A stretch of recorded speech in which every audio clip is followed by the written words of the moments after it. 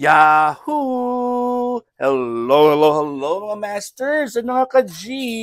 Good morning, good morning, good morning, good morning po sa inyong lahat dyan sa Pilipinas at syempre sa buong Asian countries at kung saan ka mang lupalop ng ating daigdig ngayon ay good morning, good noon, good afternoon, good evening at good night na po sa mga ready nang matulog.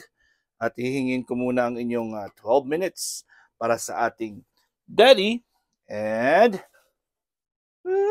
G, the Green Iguana Family. Ito po yung ating the Green Girly Cutie Patootie Iguana na naghihintay po ng kanyang pagkain.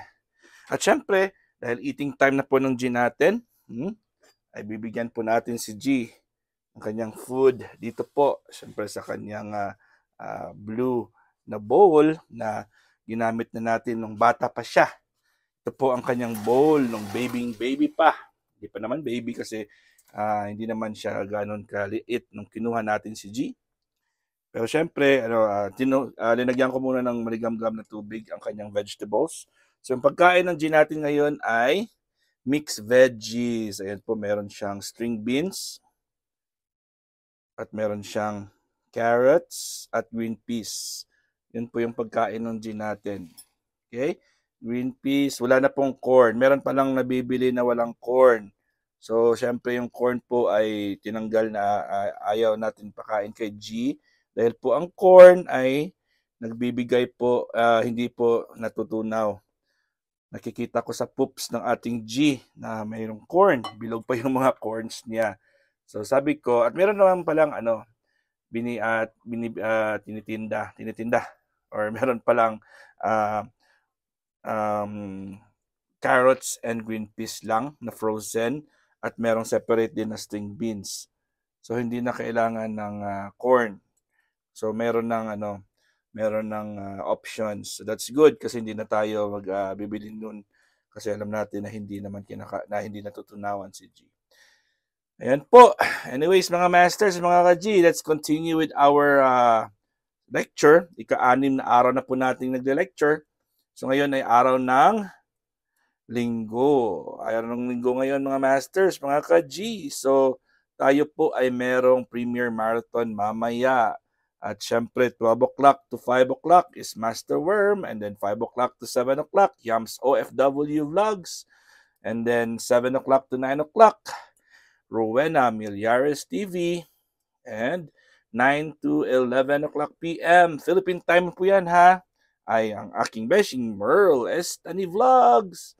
Ayan po. At kahapon po, kagabi ay hindi po natuloy ang ating PWD, ating purong-purong walwalan at dutdutan. Nag-break na lang muna tayo kasi hindi din available ang ating host kasi masama ang pakiramdam ng ating bro Drayson. And then nag-message din po si Nanay Langs na hindi din siya maka-live kasi po ay alanganin din po siya. And of course, ang ating bro Amelito ay may ubot sipon din. So timing din po, tatlo po sila ay bibigyan muna natin ng break. At least, no, di ba? Hindi naman pwedeng, pwede naman palang hindi natin gawing straight. Meron tayong mga break. Pero syempre, ano naman yun, nag-LS naman po ang ating mga si Bro Drayson at sila, nag-LS naman po sila. So hindi naman po yun kawalan pag mag-absent po tayo mag-cancel tayo ng isang araw. Okay? Anyways, balik po tayo sa ating lecture, mga masters and mga ka-G. Alright, so nasa nutrition side na po tayo ngayon. So, nasusunod niyo po ba? Nasusubaybayan niyo pa po yung ating lectures? Pwede kayo mag-replay sa ating mga lectures na ginanap natin. Ika-6 na po ito na araw na nagle-lecture tayo. So, mag-replay na lang po kayo. Kung ngayon po ay, siyempre, araw ng September 8 ngayon. September 8 ngayon. So, siyempre, -6. So, September 2 po tayo. Yung September 2 po natin na episode, doon po kayo mag-umpisa. Kung gusto nyo talagang masubaybayan ang ating health lectures.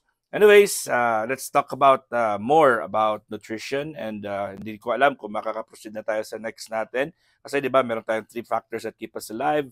Ang pinakauna po ay oxygen, and then followed by nutrition, and then third will be sleep and relaxation. So nasa nutrition na po tayo, tatlong araw na po tayong nasa nutrition. 3 or 4 na araw na. 3 araw na, di ba? Anyways, yun. You have to make sure, mga masters, mga ka-G, na habang kumakain po tayo, ay wasto ang ating pinapasok sa katawan natin.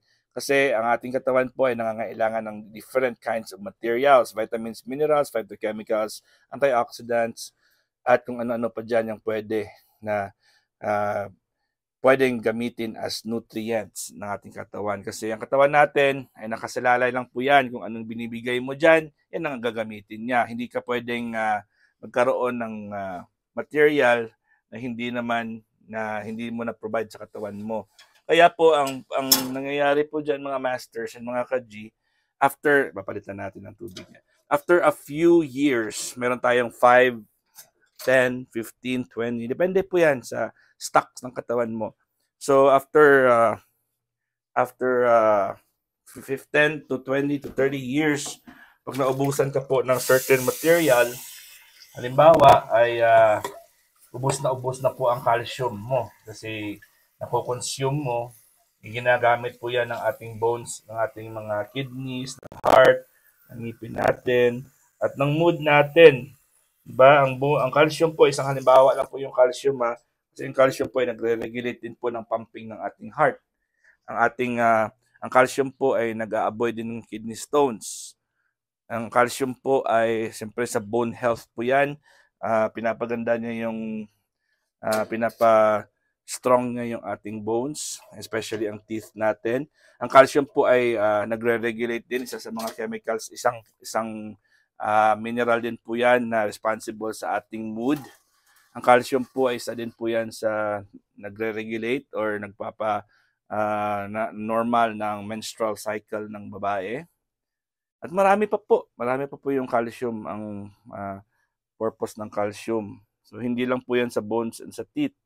So halimbawa po ay nagkataon po na inaabuso mo yung katawan mo, never ka uminom noon, nung bata ka pa, never ka umiinom ng mga calcium-rich foods or products like dairy or like milk. Hindi lang po dairy yung mga calcium-rich foods din na mga gulay. May marami din tayong mga gulay na rich in calcium. Okay, so time will come kasi pag-abot natin ng 21, tandaan niyo mga masters and mga ka-G, pag-abot natin ng edad na 21, ay yung ating yung dulo ng ating mga bones, which is what we call ang long bones natin. So sa kamay at saka sa paa, may tinatawag tayo diyang epiphyseal plate. Ang epiphyseal plate po ay sila po yung parang plate din sa di ba? Plate yung hindi siya pinggan 'di ba, meron tayong tinatawag na earthquake plates, yung mga daanan ng mga butas-butas po 'yan. Yan. So meron po siyang parang crack, yun ang plate na nung bata pa tayo, 20 below, ay open pa yung crack. Meron po sa dulo ng ating mga long bones, sa ating kamay, sa ating braso at sa ating mga legs, ay meron tayong tinatawag na epiphyseal plate. So bukas pa yan sila, meron pa siyang opening or konting crack, which is a room for growth. So habang nandyan pa yung crack na yan, ay pwede pang humaba ang ating bones. So as we reach 21, ang ating epiphyseal plate po ay nagko-close. Nagsasarado na po ang epiphyseal plate natin. So it means na kahit inang laklak pa ng milk yan or ng dairy products or ng calcium-rich products or foods, ay wala na pong tsansang tumangkad tayo. No more room for vertical growth or pataas, patangkad. So anything that you eat na may dairy or calcium-rich ay hindi na po siya madedeposit as calcium po sa ating bones. Most of the time ay ang makukuha na lang natin is fats. Fats na lang po. So ang fats po, syempre, you will be hindi siya patangkad, kundi pagilid yung paglaki mo. So tataba ka instead na tatangkad. Yun, tandaan po natin yan So drinking milk or other dairy products after 21, iba na yung benefits natin. Hindi na po yan as ma-store sa ating bones kasi sirado na po yung ating epiphyseal plate wherein siya po ang nagbibigay ng room for growth po sa atin. And sad to say, kung ano po yung stored mo na calcium sa katawan mo after 30 years old ka, yan na po ang calcium na gagamitin ng katawan mo. Kaya habang bata pa ay ayun na, birahi. Mag-double time, triple time po kayo ng pag-take ng calcium-rich foods or calcium-rich products. Yan. And then mga masters and mga ka-G, ayun po, every time na meron tayong stress, meron tayong acidity level na mataas, na mababa yung ating pH level. So pag yung pinaka-normal kasi sa ating dugo na pH level is 7.35 to 7.45. So shall we say run off natin sa 7.4. So pababa po yan from 7 down to 0, acidic po yan. Acidic. And from 7.5 up hanggang 12 or 14, alkaline po yan. So papunta tayo sa, dapat sa gitna tayo, 7.45 hanggang 10, pwede pa yan hanggang 10. So, or 11, pwede pa yan. Pero kailangan avoid natin yung acidity kasi pag acidic po tayo ay nag-lose po tayo ng mga minerals. So, yun, nawawalan din tayo ng calcium, potassium, magnesium, sodium, at marami po yan. Maraming minerals po sa katawan natin. Kaya time will come after 10, 20, 30 years after, yun po ay magkakaroon ka po ng deficiency. So pag halimbawa, naubos na yung calcium sa katawan mo or konti na lang, ay meron ka ng problema sa pagpintig ng puso mo, yung high blood pressure, low blood pressure, meron kang problema sa kidney or kidney stones, meron kang problema sa mood mo, meron kang problema sa ngipin mo or sa bones mo, osteoporosis. Ayan po mga masters, hanggang dito lang po tayo at syempre 12 minutes lang kasi tayo. I hope kita-kits tayo mamaya sa aking Premier Marathon. God is great! Yahoo!